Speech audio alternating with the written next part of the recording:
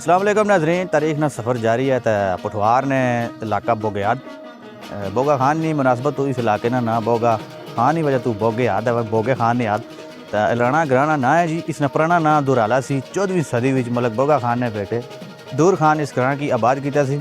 अदराना model village है, union council है और इस ग्रां के अंदर तमाम बुनियादी सहूलतां तकरीबन मौजूद ने।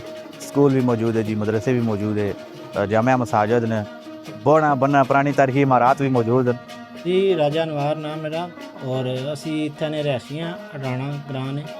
ते ए जनाब तुहानू दरबार ना थोड़ा जिहा तारफ कराने हैं। ये बुजुर्ग इस अडाणे जामिया मस्जिद ने खिदमत गुजार सन और ये जिस टाइम दुनिया तो चले गए तो बाद जनाब इन्होंने ना तो दरबार बन गया और लोग बड़े बड़े दूरों आवे न।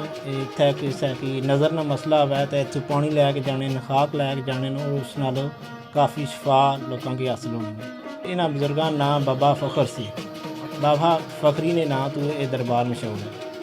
अच्छा जी, ऐसा ना जनरल स्टोर है, गक्कड़ जनरल स्टोर ने नाम तो और अडाणा यूनियन कौंसल में मौजूद है और यह मेन रोड जा रही है जनाब। और इस पर ऐसा ना स्टोर है तो कोई भी मेहमान अगर इधर आवे तो असा उसकी वेलकम करना।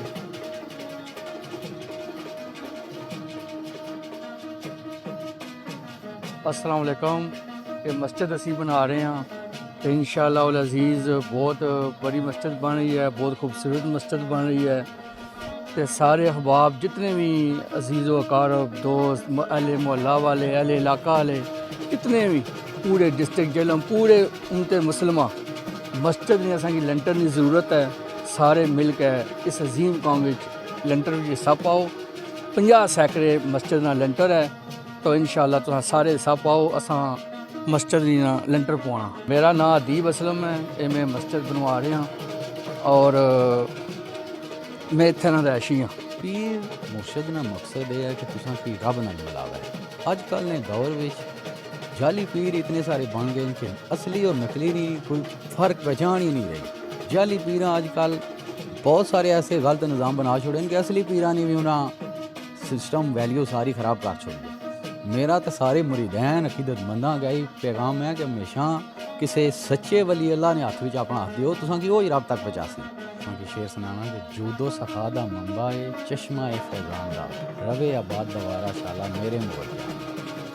ये राजा जी साढ़े जो बजुर्ग सन राजा खुदा खान उन्हें जरा इन्हें दरबार है अंदर वादात बादशाह वो जड़े न मजदूर सन उन्हें उस दौर चो खारिज पा कर लैके आए और अपनी जो भी हाजत सन वो उन्होंने कहते सन मैं डंगर माल बीमार हो गए, मक्खों की बीमारी आ गई, वो फिर बजुर्ग जड़े ना फिर आस्ता आस्ता उन्हें नस्ल चलियाँ तो वो बजुर्ग अल्लाह ताला ने बड़े नेक आदमी सन।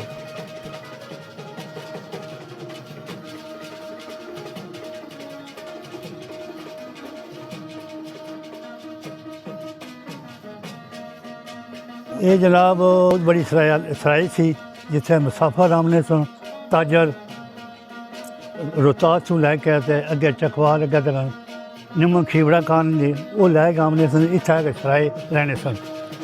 तो राजा रोशी अली खान जरा जलदार उन्होंने रिहायश का खान पीन का सारा बंदोबस्त करते थे।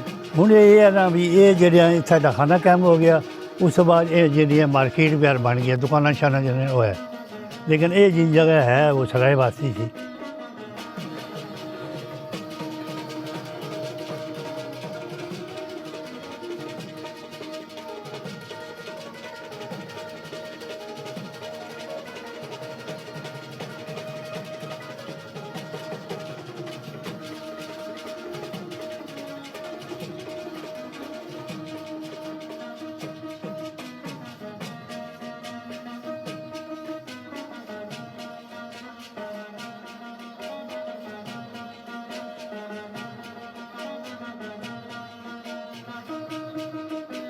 मैं हूँ जी राजा मोहम्मद आरफ गाँव लिथिया यूनियन कौंसल अडाणा तहसील सोहावा जिला जेलम। मेरी अपने अडाणा यूनियन कौंसल के बासर शख्सियात में नाम लेना मुनासिब न समझा अगर वो लोग अपने इलाके के मसाइल मिलजुल का हल कर सकते हैं। मेन मसला है साढ़े रोड का, देख लो रेड की बाकी तमाम अगे पिछले तमाम रोड बन गए लेकिन साडा रोड नहीं बना।